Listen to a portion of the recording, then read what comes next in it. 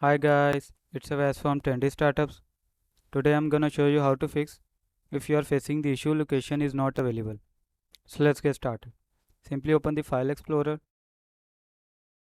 click on this PC, click on C drive.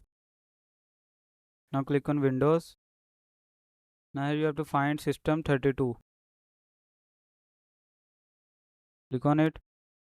Find Air Config. Click on it.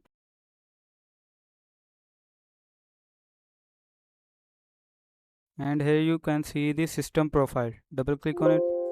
Click on Continue.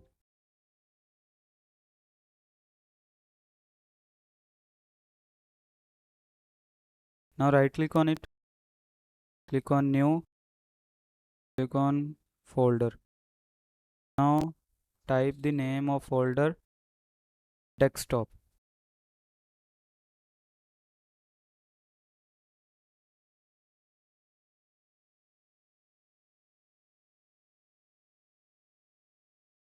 Click on enter.